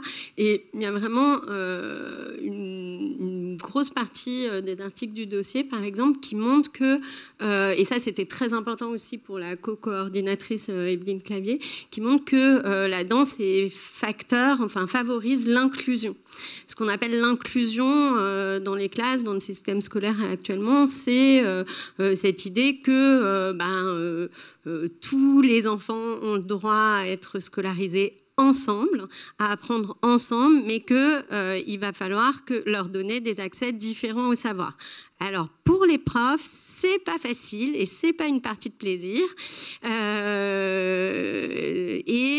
Voilà, la danse pourrait apparaître comme un des moyens, un des leviers pour que tout le monde trouve son chemin dans l'école vers des compétences et des connaissances à apprendre qui sont ce qu'on appelle le socle commun et sur lequel on va essayer de s'appuyer tous en fait, en tout cas d'appuyer chaque enfant, voilà. Et ça me paraît quelque chose qu'on n'a pas encore beaucoup dit, mais c'est important. Alors, pas pour tout le monde quand même et pas à n'importe quelle condition. On a aussi un article qui dit moi, si à l'époque on m'avait obligée à faire plus de corps, comme je suis complètement dyspraxique, peut-être que j'aurais pas été jusqu'au bout de mes études de prof de maths parce qu'on m'en aurait dissuadée. Et donc ça, c'est intéressant aussi d'entendre que la danse, oui, c'est facteur d'inclusion, mais peut-être pas non plus pour tout le monde. Et voilà, c'est important de l'entendre. Mais voilà, c'est en tout cas une voie qu'on n'utilise peut-être pas suffisamment. Et voilà. Peut-être pour aller dans ce sens-là, je pense que ce qui est assez passionnant avec la danse, c'est qu'on replace les élèves à un autre endroit. On redémarre tout à un autre endroit. On n'est pas sur le logico-mathématique et le cognitif qui est quand même le vecteur à partir duquel on va organiser un peu les niveaux des élèves. Là, on est tous au même niveau, c'est-à-dire on a tous un corps et qu'est-ce qui se passe ? Autant vous dire que ça reboote un peu la classe. Et chaque année, c'est toujours un émerveillement pour moi parce que, alors même que je ne connais pas les enfants comme les enseignants, mais je vois à peu près la fameuse petite Sophie qui parle pas, qui ceci. Enfin, j'ai mille exemples comme ça où ça va être forcément la petite Sophie qui va être la leader de toute cette histoire en fait, et que soudainement quelque chose est possible. Donc je dirais que c'est des autorisations que ça permet, en fait. Ça veut pas forcément qu'on va monter sur les tables. Je reviens, parce que là, tout de suite, ils se sont dit, oh là là, qu'est-ce qui va se passer dans ces salles? Non, c'est des autorisations à pouvoir exister autrement que simplement par le cérébral. Alors, vous êtes intervenant extérieur quand vous arrivez dans les écoles. Donc finalement, voilà, vous savez faire. Mais quand on est enseignant et qu'on a envie de faire la danse avec ses élèves et qu'on ne peut pas forcément faire appel à un intervenant extérieur comme vous qui avait finalement tous les trucs et puis qui savait faire, quoi. Comment on s'y prend? Est-ce que dans les INSPE, on en parle de la danse? Est-ce qu'on commence à en faire un petit peu? Alors, est-ce que dans les INSPE, on parle de la danse? On en parle peut-être. Est-ce qu'on en fait? C'est ça qui est vraiment difficile. Alors, elle est très absente des maquettes de formation. Alors, dans le second degré, pour les profs d'EPS, elle existe à un moment donné des parcours. Mais vous voyez, c'est quand même une petite frange, même si les parcours de PS sont très, très nombreux. Enfin, il y a quand même, c'est là où il y a le plus d'étudiants chez nous, donc voilà. Mais bon, après, pour le premier degré, il y a des espaces secrets où on essaye d'introduire la danse. Par exemple, il y a un truc qui s'appelle les PEAC, parcours à l'éducation artistique et culturelle. Alors après, ça dépend des maquettes, d'une INSPE à l'autre et tout. Nous, par exemple, chez nous, c'est 12 heures par an. C'est pas la grande classe, mais c'est déjà ça. Et dans ces PEAC, qu'est-ce qui se passe? Eh ben, on apprend à travailler en interdisciplinaire des ouvertures culturelles, des choses comme ça. Et donc, par exemple, chez nous, on a des profs d'EPS qui travaillent avec une documentaliste à la bibliothèque universitaire et qui vont travailler sur danser les contes. Donc, comment on part de contes qui ont pu aussi donner lieu d'ailleurs à des interprétations, soit par des ballets, soit dans des musiques. On parlait tout à l'heure de Casse-Noisette, par exemple, typiquement. Et puis, comment on va le réinterpréter. Et nous, on passe beaucoup par l'homomorphie en formation, c'est-à-dire l'idée que on fait faire à nos stagiaires, enfin à nos étudiants, comme s'ils étaient des élèves. Et puis après, on réfléchit à ce qui s'est passé. C'est-à-dire qu'on passe à l'idée de réflexivité. Donc, qu'est-ce qui s'est passé pour toi? Du coup, si tu es dans ta classe avec tes élèves, qu'est-ce qui va se passer pour tes élèves? Quels seraient les points de vigilance à avoir en tant qu'enseignant? Et quels seraient, comment tu vas mettre en place ça dans ta classe? Mais une fois que tu l'as vécu. Et ça, c'est intéressant parce que ça veut dire que on fait danser nos étudiants. Donc c'est pas tout à fait. Alors c'est vrai, c'est pas grand-chose, c'est une petite goutte d'eau, mais ça peut développer des envies de partenariat aussi justement, parce que les PEAC dans les écoles s'inscrivent normalement beaucoup sur des partenariats et donc le fait d'inviter des intervenants, des chorégraphes, etc. Donc voilà, au moins ça leur donne à nos étudiants futurs profs des petites clés et des envies, enfin on espère, pour avoir des intervenants dans leur classe ou travailler sous ces formes un petit peu différentes certes, mais pas complètement impossibles non plus, pas trop loin de... parce qu'en fait, si on leur propose des choses trop loin de leur pratique et de leurs possibilités, ils vont se dire non, mais c'était très bien à l'INSPE, mais je ne vais jamais le faire. Alors que si on passe par des petites choses comme ça, assez simples, et peut-être que le format court, finalement, favorise le fait de ne pas faire des gros projets que de toute façon, on ne refera jamais à l'école, et voilà, peut-être que ça donne quelques pistes. Léo, que je crois, voulait réagir. C'était pour revenir sur ce truc en lien vraiment avec la scolarité. Moi, j'ai eu l'impression que qu'on m'apprenait à apprendre, mais qu'on m'avait pas appris à être passionné. Et moi, je sais que j'ai eu beaucoup de chance, et je remercie vraiment la vie d'avoir appris à être passionné. Et je pense que c'est assez compliqué parce que je vois pas comment techniquement ça peut se passer au niveau de l'éducation derrière.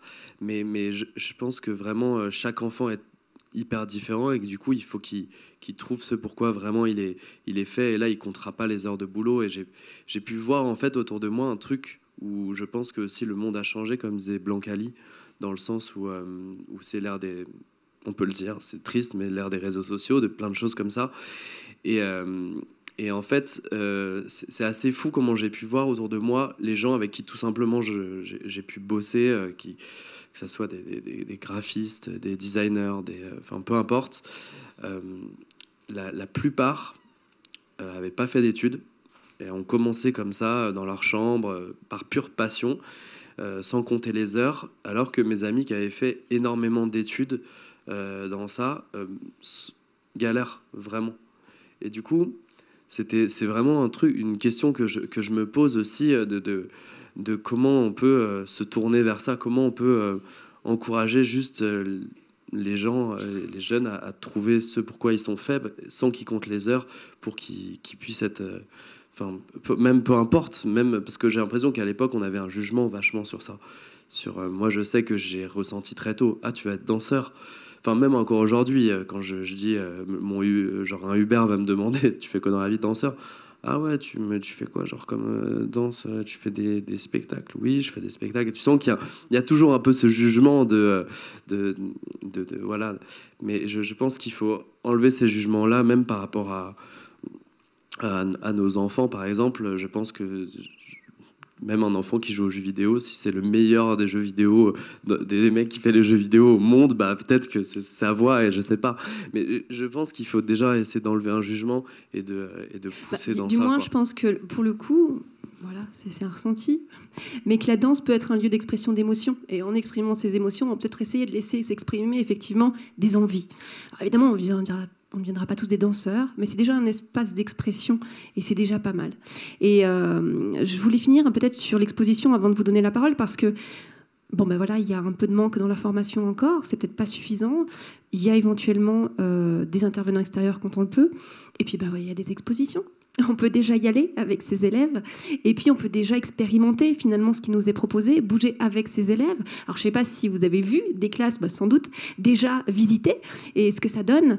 Est-ce qu'il y a aussi peut-être des parcours d'exposition, des choses qui sont proposées, des ateliers autour, voilà, pour essayer de mettre de la danse un peu dans les apprentissages? Donc vous allez voir cette exposition, nous allons la traverser ensemble.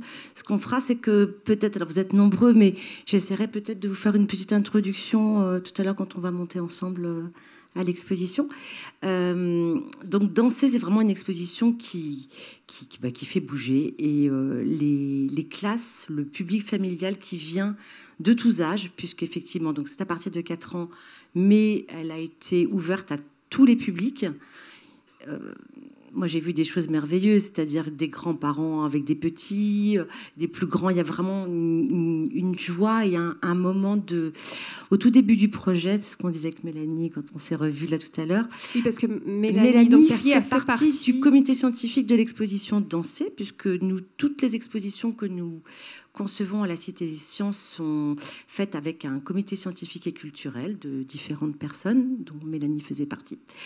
C'est que au tout début, moi, j'avais l'idée de faire en sorte que cette exposition puisse être un moment de joie, comme si c'était une petite parenthèse, danser, enchanter. Et on est vraiment là-dedans. Tout à l'heure, on parlait d'émotion, on parlait aussi du fait de retrouver le contact avec l'autre, le toucher.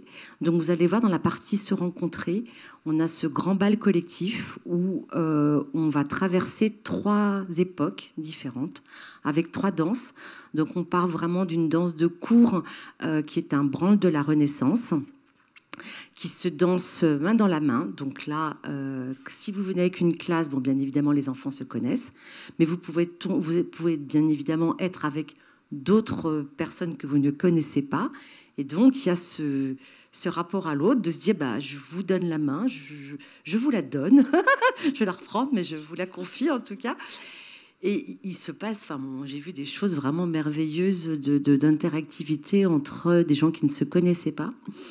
Vous allez voir aussi qu'on a développé aussi des moments dans l'exposition. Alors on a peut-être un. Donc ça c'est le bal, là c'est la. Non, pas celui-ci. C'est pas grave. Où on a un dispositif qui voilà, si. Donc, vous allez voir, ça c'est vraiment à l'entrée de l'exposition. où on a un dispositif numérique qui capte le squelette du visiteur. Donc en fin de compte, ce sont des petites caméras qu'on appelle des Kinect. Et le principe est d'animer le titre de l'exposition. Donc c'est vraiment l'introduction de notre exposition. Donc c'est marqué « Danser » avec des grandes lettres. Et dès que vous vous positionnez sur le centre, le cercle qui est positionné au sol, avec des empreintes de pas, simplement en bougeant votre corps, vous animez la lettre en question. Et donc là, ça permet une petite introduction au corps et au mouvement, et surtout de faire comme on a envie de faire. Là, il n'y a pas de toute façon, dans cette exposition, c'est très libre, c'est-à-dire qu'il n'y a pas de bonne et de mauvaise interprétation, il n'y a pas de bonne et mauvaise réponse. Chacun est libre de faire bien comme il veut, à partir d'une même consigne, que selon son niveau cognitif, de motricité, de comment vous vous sentez là aujourd'hui, tout le monde peut rentrer dans cette exposition. Effectivement, et c'est pour ça que je posais la question à Biancali tout à l'heure, effectivement la technologie ou le numérique en tant que facilitateur finalement de mise en mouvement en quelque sorte, et je dois dire que ça fonctionne effectivement assez bien. Merci à tous les quatre. Je vais donner la parole au public. Peut-être que vous avez des questions à poser à nos intervenants.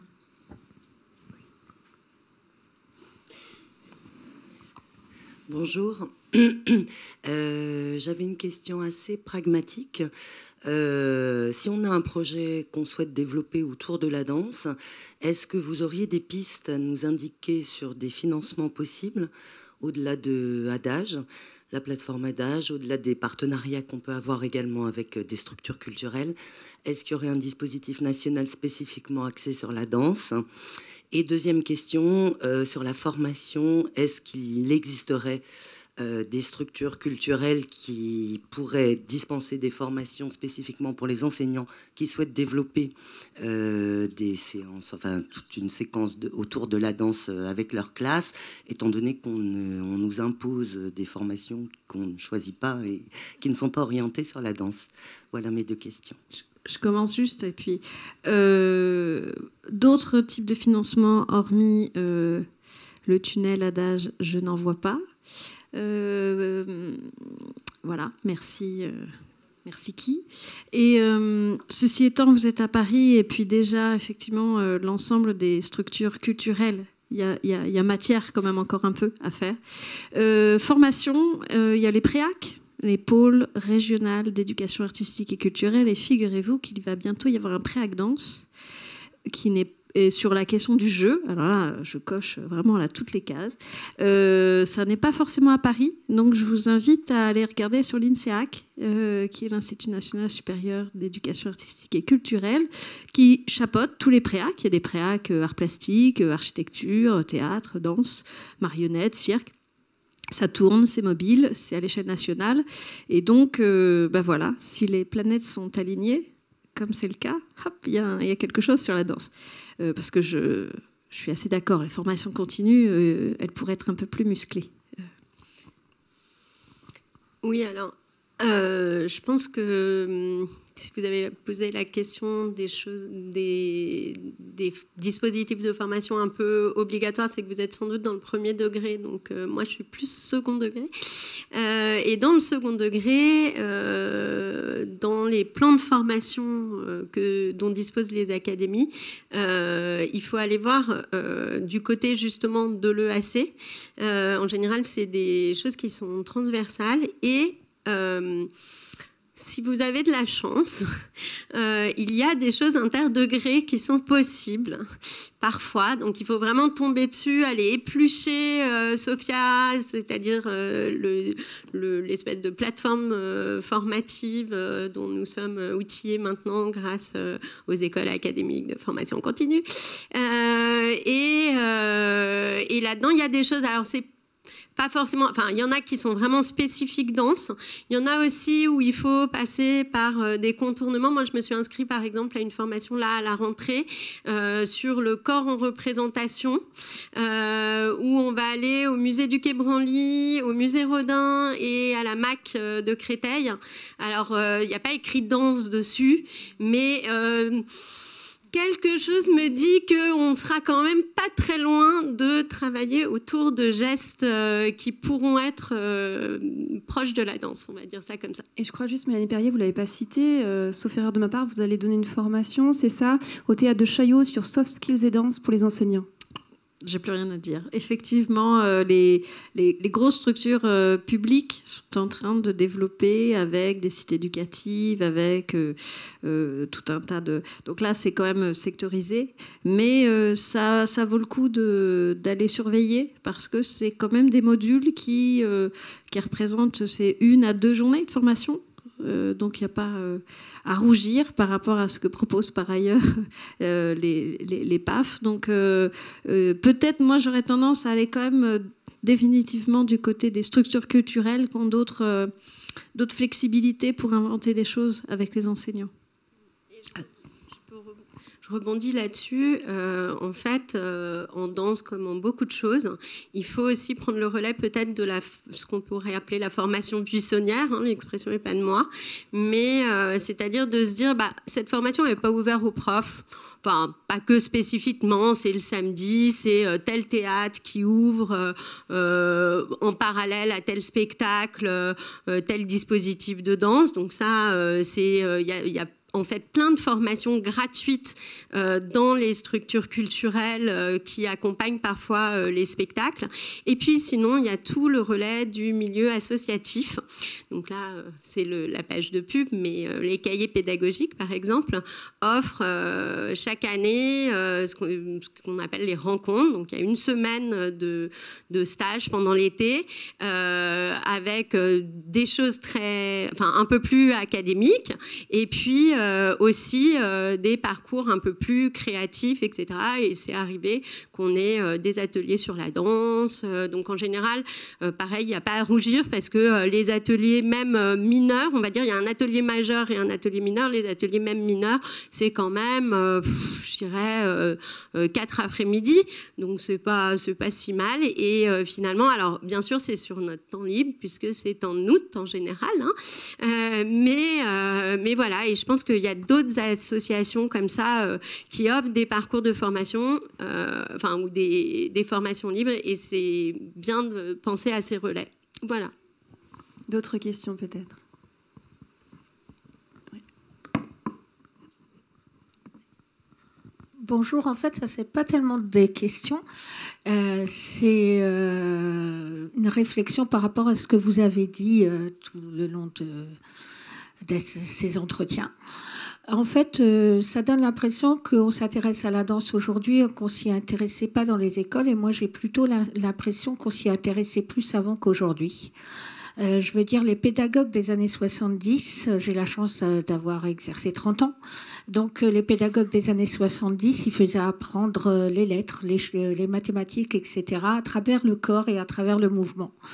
J'ai eu aussi la chance, je pense que déjà je voudrais dire que tous mes collègues qui sont là, ils sont hors temps scolaire et que donc ils s'interrogent sur leur pratique et ils ont besoin de formation et ils s'interrogent aussi sur justement la danse, la musique, les arts que normalement on devrait faire rentrer dans l'école mais à qui on ne donne pas beaucoup de place. Et je pense que tous ceux qui sont là comme moi se forment à l'extérieur par eux-mêmes pour apporter quelque chose de plus à leurs élèves. Et moi, je voudrais dire qu'en 30 ans, j'ai eu la chance, jusqu'à quelques années, je pense qu'il y a 15 ans, on avait la chance de se former hors et pendant temps scolaire sur ce qu'on voulait, donc aussi sur la danse, et qu'on n'a plus cette possibilité. Que les classes PEAC que vous appeliez, avant, on n'avait pas à monter le financement. Le financement, il était monté. On avait juste à chercher un intervenant et on nous aidait au financement. Donc, je pense que c'était beaucoup plus facile de faire entrer la danse autrefois dans l'école et que effectivement, la danse, c'est un outil, moi que j'appelle la pédagogie du détour. Elle permet, la danse comme les arts, tous les arts, d'améliorer la concentration, l'écoute, le partenariat, la confiance en soi, etc. Et l'enfant, il ne se rend pas compte aussi qu'il est en train de compter ses pas, d'apprendre la latéralisation, d'apprendre plusieurs choses, d'enrichir son vocabulaire. Donc c'est vrai que je suis venue ici parce que je suis toujours très très intéressée, que j'ai eu des formations. J'ai eu la chance de travailler à Pantin quand le CND s'y est installé. J'ai eu la chance de faire des formations aussi à Bobigny, 18 heures hors temps scolaire. Mais j'aimerais bien qu'on remette l'accent dans les formations, parce que maintenant les formations, on a 18 heures de formation obligatoire, mais il n'y a plus de danse, il n'y a plus tout ça. Donc, si on veut faire rentrer la danse, il faudrait déjà le mettre dans les formations obligatoires et non de mettre que les constellations ou le français, etc. Et se battre pour ça, pour que donner la possibilité aux enseignants d'exercer autrement. Ensuite, la dernière chose, je vais laisser la parole, je suis désolée, mais en fait, je suis très triste de voir que ce monsieur, il a été triste à l'école. Moi, au bout de 30 ans, ça me rend très triste. Et je ne pense pas qu'on peut casser la classe et qu'on peut s'adapter à tout le monde, tout le temps. Je veux dire, à toutes les heures de l'école, etc. Mais qu'effectivement, on peut chercher une manière que... Moi, je pense que la première chose que je veux faire en classe, c'est que tout le monde se sente bien. Voilà. Si déjà, le premier mois, on se dit on va créer quelque chose où tout le monde se sent bien, etc., c'est important. Je vais donner un exemple qui n'a rien à voir. Quand on fait du graphisme, on leur fait faire des traits, des ronds, des machins. Et j'ai eu un élève, une fois, je lui ai dit, maintenant, on a fait des traits horizontaux verticaux. Regardez dans quelle lettre il y a des traits horizontaux et verticaux. Il m'a dit, ah, c'est pour ça qu'on fait ça. Parce qu'il détestait ça, il ne comprenait pas pourquoi on devait faire des traits, des ronds. Et ça interroge sur sa pratique et ça interroge sur beaucoup de choses. Voilà. Après, une petite critique encore, c'est je ne vois pas ce que vient faire le FMI dans le fait de la danse et pourquoi on s'interroge sur la danse. Voilà. Merci encore à la Cité à Biancali, à vous et à tout le monde. Et voilà. Je pense que la danse, elle a toute sa place à l'école et qu'on devrait lui donner une plus grande place comme on lui a donné auparavant. Merci beaucoup.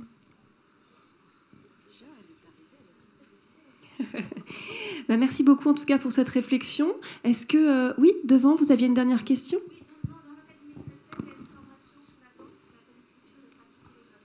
Écriture et pratique chorégraphique à l'Académie de Créteil, une formation. D'accord, au 104, une rencontre avec une chorégraphe. Peut-être que le micro, plutôt que le fait que je répète. Je sais pas. Dans l'Académie de Créteil, en tout cas, il existe depuis très longtemps des rencontres avec des chorégraphes. Alors avant, ça a duré une semaine, maintenant c'est 2 jours. Mais donc, c'est dans la rubrique écriture et pratique chorégraphique. Donc là, il y a deux chorégraphes, c'est au 104, on assiste à un spectacle. Super, merci beaucoup, ça nous donne plein d'idées. Il y a le doigt qui se lève tout là-bas. Et juste une chose, c'est décembre 24 ou 25 ? En vrai, c'est janvier 25. Janvier 25. Donc c'est presque décembre 24 et presque 2025. D'accord. Parce que tu as écrit décembre 2025. Mince. Ah oui, effectivement, c'est dans longtemps là. Pardon, c'est une coquille. C'est donc décembre 2024, effectivement. Il y avait une dernière question là-bas. Alors, il y a une question, mais après, je voulais juste vous dire qu'il y a de la danse au concours pour être instit, pour être professeur des écoles. Voilà. Donc, peut-être pas en formation, mais au concours. Et c'est quand déjà le spectacle de Blancali et où ? La semaine prochaine et à quel endroit ? Et je suis désolée, j'ai levé la main, mais trop tard, elle est partie. Je ne sais pas si on m'entend, c'est du 17 au 31 octobre. Et merci à tous, vraiment. Merci à toutes et à tous. Le spectacle de Blancali, et je pense, est à la Grande Halle de la Villette. Et c'est la semaine prochaine. Mais ça, vous regardez sur Internet. Bonjour, je travaille à la Villette. Je vais répondre à la question. Le spectacle de Blanca est du 17 au 31 octobre. Et il est à l'espace Chapiteau, pas dans la Grande Halle. Donc de ce côté du parc, plutôt. Voilà, n'hésitez pas à venir redécouvrir ou découvrir son travail si vous ne le connaissez pas. Je vais en profiter pour enchaîner un petit peu puisqu'on parlait des formations que pouvaient proposer les établissements culturels aux enseignants et aux enseignantes. Donc nous, on en propose à la Villette et on a des formations danse aussi cette année qui sont organisées dans le cadre du plan académique de formation avec l'Académie de Paris. Et de Créteil et de Versailles, bien sûr. Et voilà, on a des ateliers à la Villette aussi qui sont adaptés à tous les âges, donc pour penser des classes à Pâques autour de la danse qui incluraient et l'exposition dansée et des spectacles et des ateliers. C'est quelque chose qu'on peut faire, alors plutôt la saison prochaine, puisque vous le savez, la plateforme Adage a fermé pour cette saison. Et on serait ravis de co-construire ces choses ensemble, de vous accueillir. On a plein de spectacles jeunes publics et on a 2 enseignantes relais aussi qui sont super et qui sont là pour monter ces projets avec vous. On est là pour vous accompagner sur les demandes de financement aussi. Vous n'êtes pas seuls. Voilà. Eh ben, merci beaucoup. On va remercier encore nos 4 intervenants. Merci beaucoup à vous 4 d'être venus. Merci à tous. Merci beaucoup. Et merci à vous pour votre écoute.